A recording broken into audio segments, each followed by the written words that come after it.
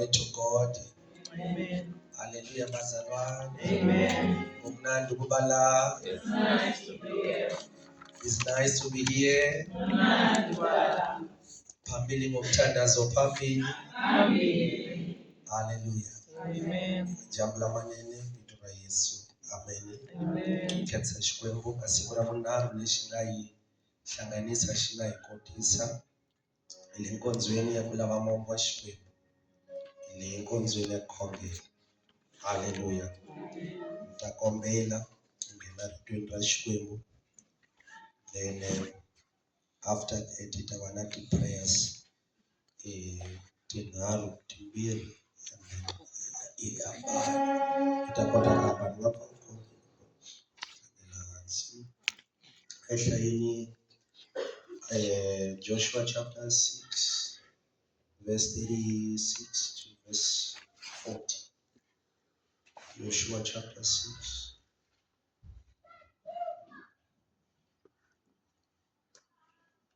Sorry, I'm taking in Judges chapter 6 verse 36 to verse 40. Then in Father Job 42 verse 5.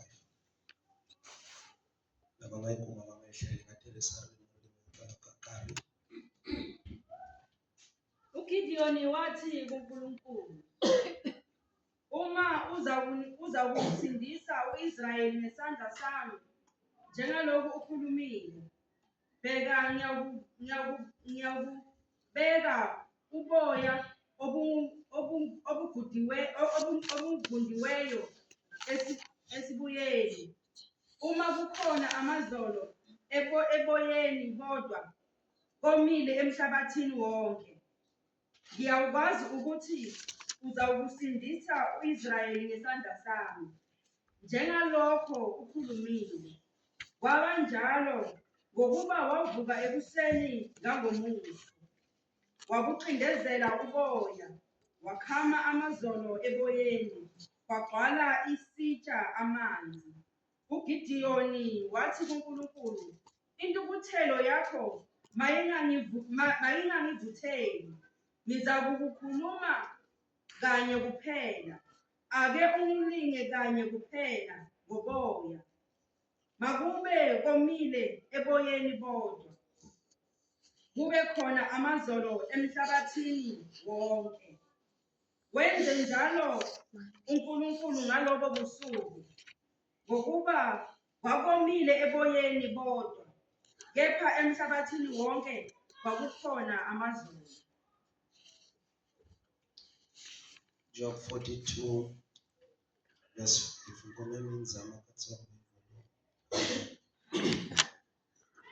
42 verse 5.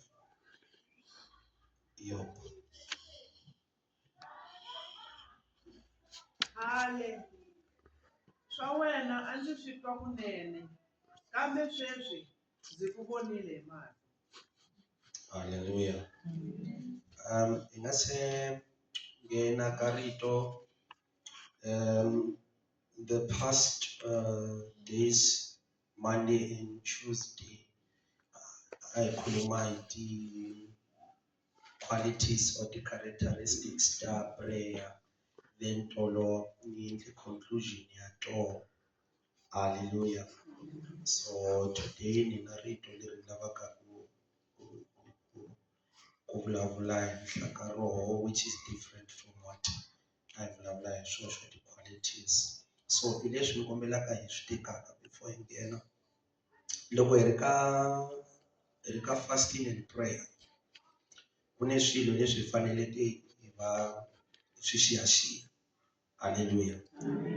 Xa ku sungula i swilo leswi endlaka ku our fasting was successful.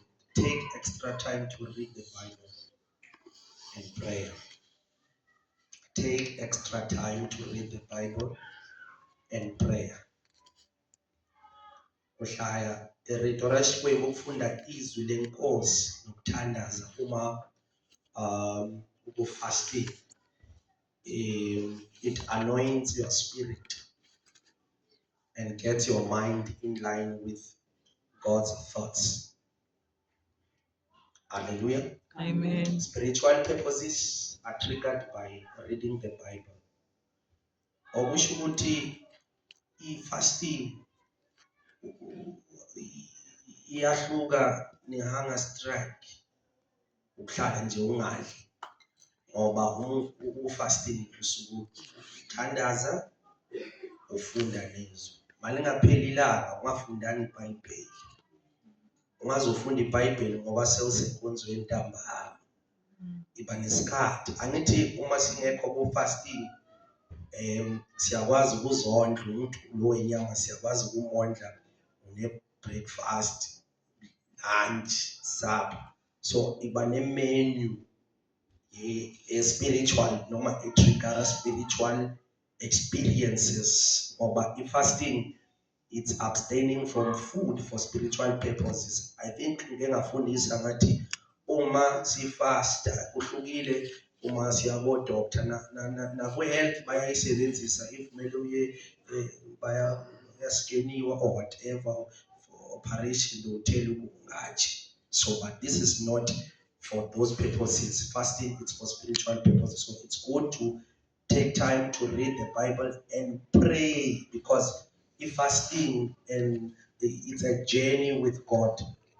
Siyakhumbula uMoses waqela uFaro uthatha 3 days journey ekhuluma nge-fasting nokuthandaza.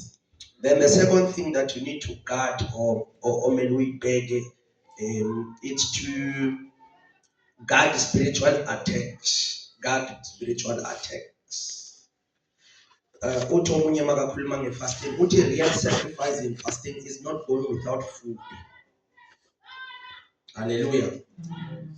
Uma uthi ngifastile, it's not just ukuthi I have gone the whole day without eating, but okubalulekile uma ufasta mele wazi ukuthi kunezinto eziba khona ezizo-attack-a. Usathane uya-attack ngomzimba, attack ngengqondo. So you need to guard those things, because usuke kugaina kakhulu the spiritual man.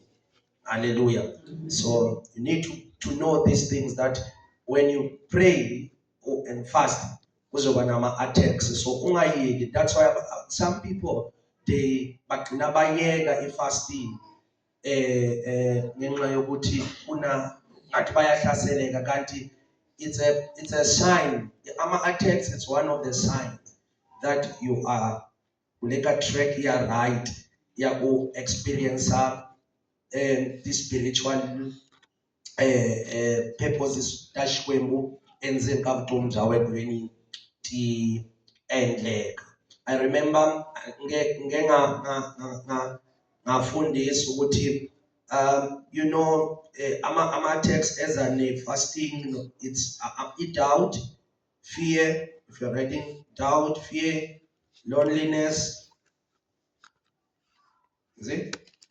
These things usathanda ukushaya ngazo moto uyathandaza, uzizwe udawuda, shaba, uzizwe ngathi wedwa. Hallelujah. Kanti zivimba ukuthi ube ne-spiritual experience.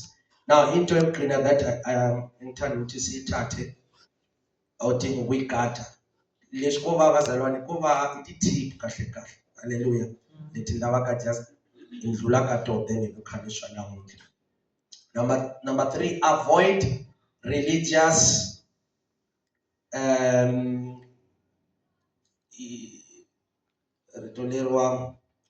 consternation. Yeah.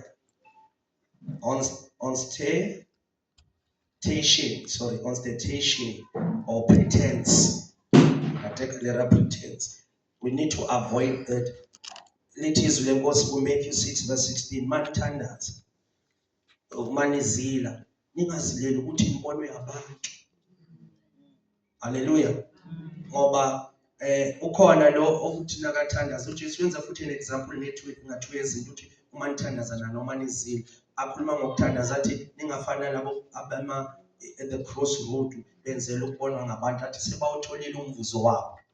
Reward yabo bayiphumile because anebo bakhongelela kuvoniwa so bantu babavonile so shimo bahlamliwile because lesha balaka so but when we pray in the Bible let us go pfala kamere pfala nyangwa then xikwembu lexi xi khongelaka xi hundle xo xi ta hi reward publicly. Hallelujah. So same to let us avoid religious pretense. Don't let everyone know that you are fasting, or don't make a show off. But carry on your normal activities. Hallelujah. Lithi iBhayibheli geza aminwele qobe mafutha. Hallelujah.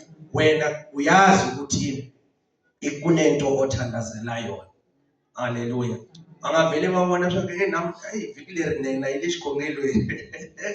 Hallelujah. Nena sana loko wakubona vele washo yeah, no something a little involved imnomo le womini le kola la basishaya basikhongela iviki rawo le baze bawulala le ndwi amanye basikhongela. Hallelujah. So I been ngakuvi normal. Hallelujah. Because the reward yayina ayilebani but God who sees in secret is the one who's going to reward us. Hallelujah. You see, write it as a Lord. Take extra time to read the Bible and to pray. I'm not going 2 hours, but at least 5 minutes. You read your Bible, 5 minutes you pray. Again, that thing it will make you to gain or benefit. Hallelujah. Amen. Surprise with fasting. Don't surprise God with fasting. Hallelujah. And have you noticed, I want to show you the attacks. The attacks. The time you declare a fasting, that's where you are attacked. I'm on a fasting. Have you noticed that? Yeah.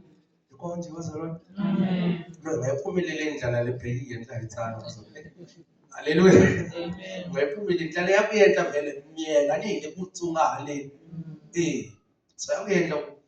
Amen. Isitali lokungavuli shakwe uya on fasting uvuka uba busy kungaze kuyaba 5 namajambu. Hallelujah. Uzobeka umuntu unemaka kuja but when you declare a fasting uvula isonto ebarimzuka khongeli ukungena fasting eshaya bamafona mpunzi landla ebhaka khona. Yeah. Mohammed sonto asimyenze namashene. Hallelujah. Amen. Elawu labakamfudumezo ko.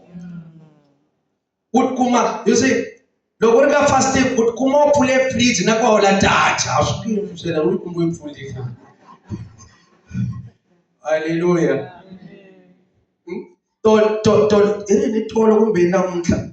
Baze banivutisa shaka so uvulela yini mabhani nako ulesikhongelo nemakunwana nganivutisa. Amen mazalwane. Nemakunwana nivutisa uvulela yini ebhani nako ulesikhongelo so hayi ndodwa ngakunale sichaka la. Andikane nanto ngakunale sichaka mazalwane. Hallelujah. Amen. Yeah, I got the infusion there. May God help us. Friday. Hallelujah. Yeah, hallelujah.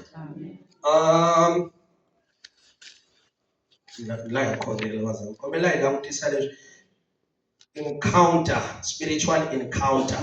That's my message. Spiritual encounter. Spiritual encounter. What is to encounter? It's to come against face to face. Meet other by chance, suddenly or deliberately. Encounter a friend in traveling. Mantle and pain. What is to encounter? Ukuhlangana ngobuso nobuso. Ukuhlangana ngethuba noma ngokuphazima kweso. Ukuhlangana ngenhloso. Hallelujah. Hlangana ngethuba, hlangana ngenhloso noma ngokuphazima kweso. Isithuketana. But kunokuhlangana. Tshela umakhelwane kodwa kunokuhlangana. Ukuhlangana. Baba busisa izwi lakho ngegama likaJesu. Hallelujah. Amen. We glorify your name. Amen. Now, uma sikhuluma ke ngama spiritual encounter noma a spiritual encounter, sikhuluma ngokuhlangana, ukudibana kukamoya. Kunekudibana kanyama laba nihlangana kanabo by chance or yiba yoveka an appointment kuyilata hlangana nabantu bokari. Karunwana awungathi bjelanga ukuthi hlangana ngoba you encounter those people. Mara namuntlha ndila introduce ko there is a spiritual encounter. Hlangana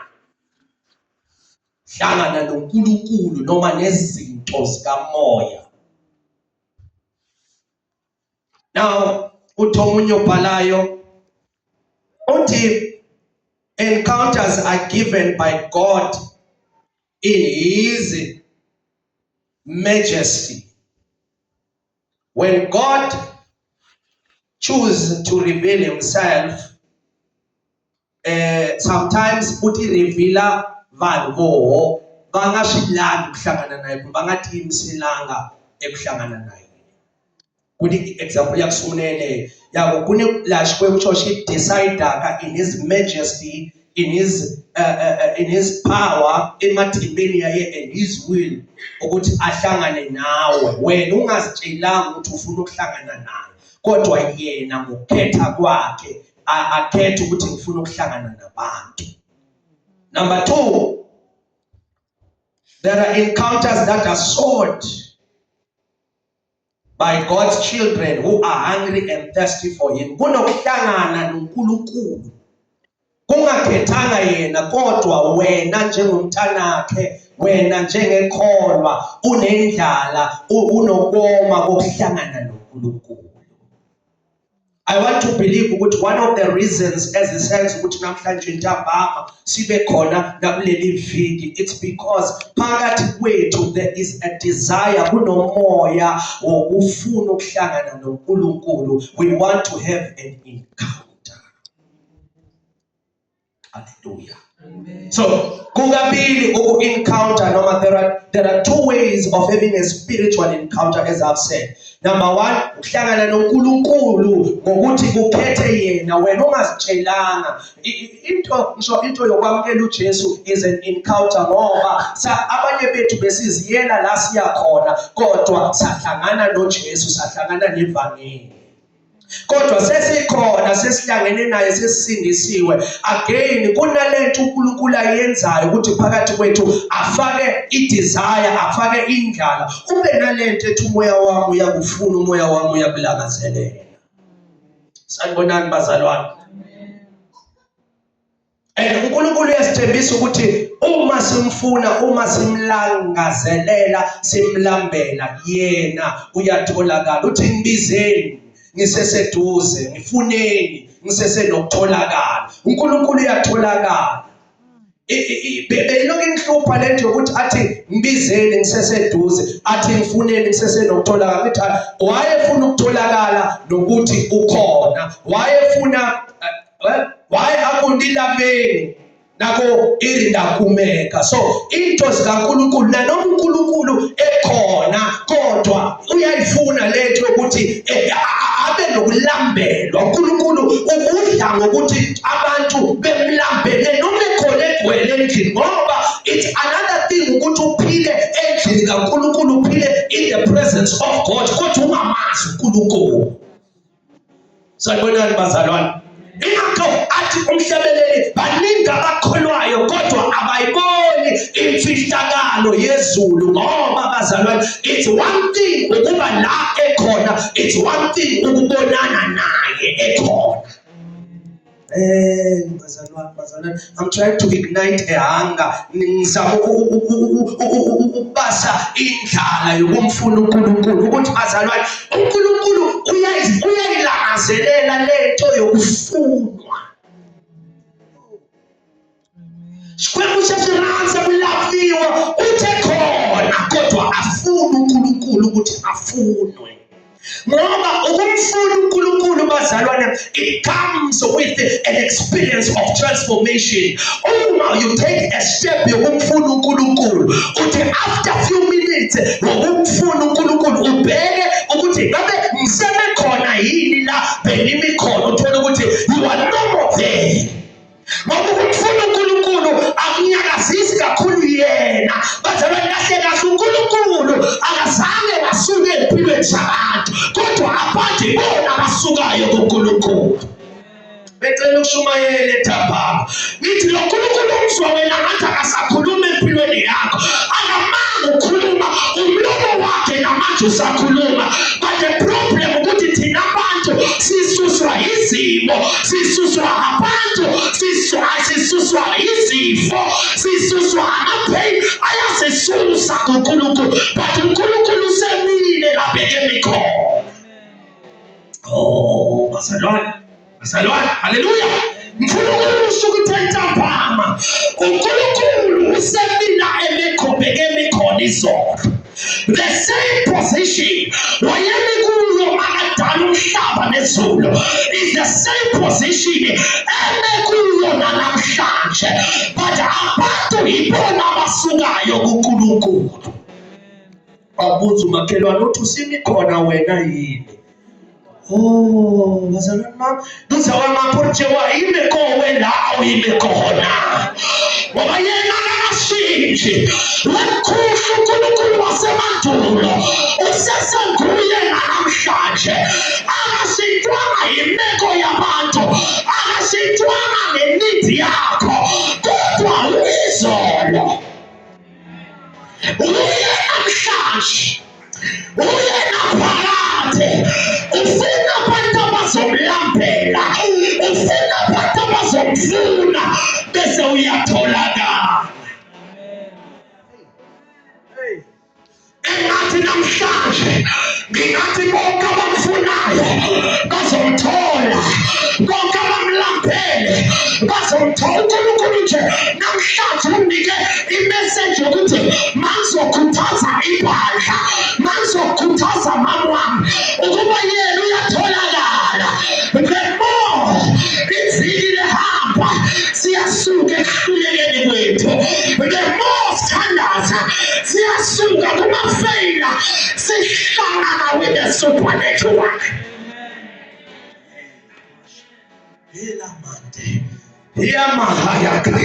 Lalela hamba uzwe Moses will testify wathi ngake ngayikhuphuka intaba, ngahlukana nesifuko, ngahlukana nabantu, ngayohlangana naye, ngiyokhuluma mouth to mouth, ngiyokhokha noJehova.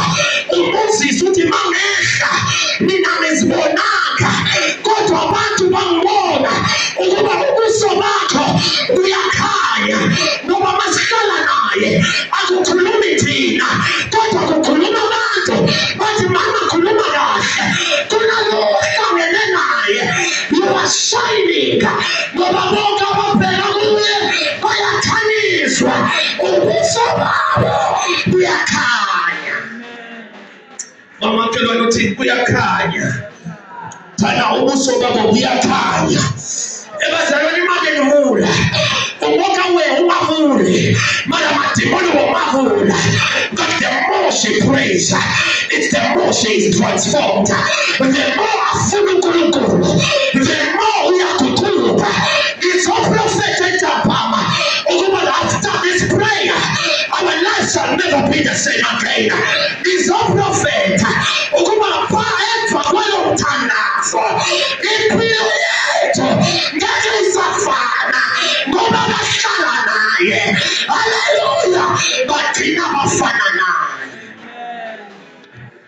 makhelwane uthi spiritual encounter manje. Oh, yo. Azalwane uma ufunda iBhayibheli yami, just give me a few minutes. Ngikhiphe lokho. Uma ufunda iBhayibheli, kuna 2 yezinto ezitholakalayo. Ile esengikhulumile. Bathi uMoses akazibonanga, ubonwe abantu ukuthi unoNkulunkulu. Kodwa uSamson lithi iBhayibheli naye, haleluya, wavuka ecabanga ukuthi usesenoNkulunkulu, kanti uNkulunkulu uhambile. In other words, ey'ntweni zikaNkulunkulu kunalaba abazaziyo ukuba banoNkulunkulu, kanti uNkulunkulu uhambile, kanti kunalaba they don't know. Kodwa abantu, haleluya, namadimoni ayababona ukuba they are not alone, bahamba noNkulunkulu. Uliso zami ukuthini? Baba, ngithi mina kungcono uhlangane noNkulunkulu, umazi ukuthi uhlangana naye kunento esalayo phezu kwakho, nokuthi usale ne-title kanti uNkulunkulu akasekho. Haleluya. Kunabantu labagcina kumbe bamatigcina bafamba natilo kesitilo alafambi nabona kesikhuna nabangatileki nchumo bobokhongela babasobonakala.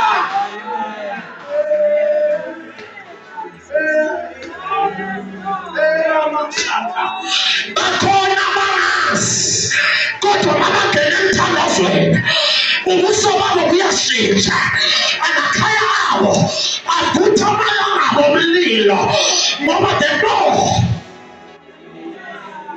the more ubrashana nezulu, the more izulu liyazisulela. Oh mayanda, izulu liyazisulela phezu kwakho.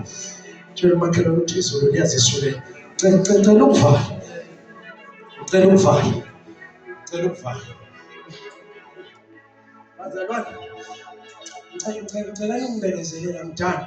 Le nto engifuna ukuyikhipha imwencu nangikhombe yona namhlanje. Ukumazi uNkulunkulu kumelana nokum-experience uNkulunkulu. Knowing God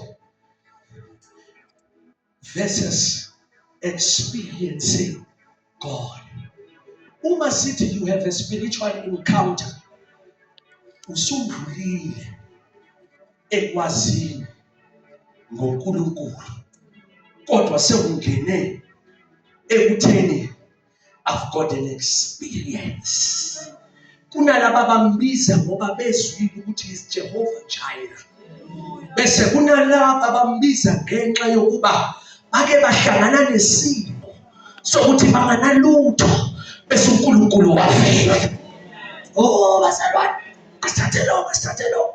So now ngesibhayibheli unamagama amabili akhuluma noma achaza ukwazi. Why? Unegama lesiGreek elithiwa oida. O-I-D-A. Just give me 3 minutes, I'll be done. It's to have knowledge of. You have knowledge of. In other words, ukuba nolwazi ngento ethize. Sanibonani. Bese futhi kunaleli gama elithi ginosko. Masithi ginosko. Uginosko uchaza ukuthi into uyayazi ngokwe-experience, hayi ngokuzwa. Asabani bami, nginento emoyeni wami ethi uNkulunkulu ufuna siphume ku-oida. Xikwembu xi lava hi nghena ka ginosko, hi huma la ka yodwa mara ukukimboni Jesu. Mambe ngoma yakho leli viki ethi kimboni Jesu, ngiyamuziva Jesu, na uthina tsheli utsifela ngiyathandaza lo mthandazo ungakapheli mawuhlabelele kulo elithi ngimbonile ngiyamazi empilweni yami kudala ngizwa naye but manje akhulumi ngento engiziwe ngazo kodwa ngimbonile empilweni yami mama awuphume unobufakazi uthi abantu babone kodwa before abantu babone makuqale wena ubone uphume nobufakazi ukundashintiva seqembu. Asithathele amavesi uthi uJobe esevala iphupho kaJobe iyafana ulahlekelwe uJobe wajikelwa abangani uJobe nomkakhe wafuna ukuthi athuke uNkulunkulu kodwa ekugcineni kwabo konke uJobe it's like uyarepenta bazalwane nakhongela kule efikile lo alihele irepentini kasilo lesingathama sivulavula bamane thame sona sikwebo ikulokho khona sithola simayekekana mara fikile lo walengaheli engavulavula akufona na Yobo la 42 verse number 5 uRiyobo ikhale nitwa iwena ikhale nto abantu wavulavula mara namuhla matihlo ya mina zemabonile nakhongela ibito la Yesu nawe vikarihele ukumatihlo ya mina zemabonile kuliwa Yehova masiwe matihlo ya mina mabonile kuli Yehova walwana matihlo ya mina mabonile kulizikwemu salangelana matihlo ya mina mabonile kulizikwemu sa provider matihlo ya mina mabonile kulizikwemu sa deliver matihlo ya mina mabonile kulizikwemu sa pula matihlo ya mina mabonile kila makalo matihlo ya mina mabonile ehlupha iGideon mfala Gideon xikwembu xi ri ka yena yamatini uri Gideon ukhuluma hi mani phela mena wa makumu ka vana va Jacob mehe ndi n'wana wa Benjamin a ri lastborn mara xikwembu xi wehe unena yamatini khaweni namandla Gideon hayi swi ta endleka njhani ku na laha ni hetaka koho kwalaha nga hlaya koho u ri makwini masingita byetela makhelweni ku makwini masingita uri Gideon makwini masingita hanya nkarhini laha masingita hi lotwa hi woho loko hi buka tifemeli ta hina hi xivutiso xi ri makwini ekhuso mina wehe hi xikhongelo namuntlha lexi nge makwini masingita hi twile xikwembu xa kereke leyiwa makwini masingita hi twile ku hi xa pfuna na lava nga twana uri Gideon makwini masingita xikwembu xa humelela Gideon amokhenta ku testa wexikwembu xikwembu xo ku a ko baka makhenge Gideon amaveka eribyeni loko heta maveka ribyeni yi ri Bibele ntsumi ya xikwembu yi humelela yi fika yi bala ribyeni ku huma ndzilo yi ri Bibele emagwinya lawaya hinkwawo ma nyamalala kasi tilo se a ro dya etilo a ro provela Gideon haleluya ku ri mina humelela number 2 yi ri Bibele ya mina Gideon a veka altari altari leri ta vitiwa ku Yehova wa ku rhula yi Bibele ndzhaka veka altari Jehova humelela ka swiyelelaka ku lawa ya ndlwini ya mbavo wa wena u ya tirhisa altari hikuva lava lavaka masingita ku lava va tirhisa maalitari ya vunyama maalitari ya madimoni ivi Jehova yi wa le mandzileni ofana mara fambu ya tirhisa altari yiri loko heta ku ri tirhisa li dyonaka swiyelelaka a ku xikwembu loko nga khikanene we u ta heta masingita hi me ni kombela ku u teka voya nyipsi bazalwana comment revelation leyi u ri kombela we hosi evoya lebyi ni byi tekaka ni ta byi teka ni byi veka exivayeni byi womile a loko i kanene we u la ta tirha hi mehe ni kombela u humelela Gideon nampundzu ndzi lava swa ku evoya lebyi a byi tsakama xikaya mara exivaya xo a xi make njhani na a xi wome yi ri nampundzu loko a fika Gideon a kuma voya byi tele hi xivera byi tsakama mara la byi nga tshama kona a ku tsakami ku omile a ku Gideon hikanene se na tshemba ku u ta ntirhisa bazalwane swi vula yini leswiwa swi vula ku va fambaka na tilo efavor ya tilo ya ku tsakamisa mara loko a va yile desert a va ndhawini leyi nga woma haleluya mara ye wa khuleka wa flourisha na profeta hi vito ra Yesu hambi vo va tsukumeta kwalava va tsukumeta kona flourisha in the name of Jesus humesa mihandzu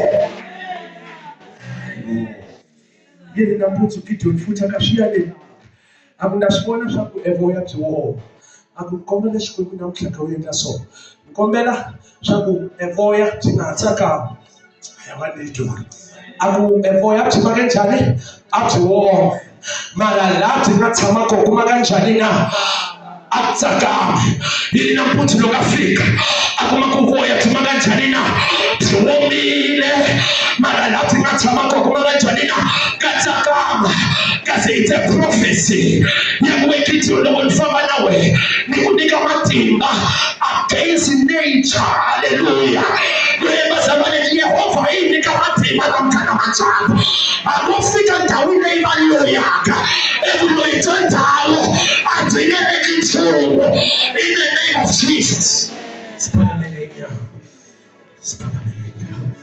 siphakamisesana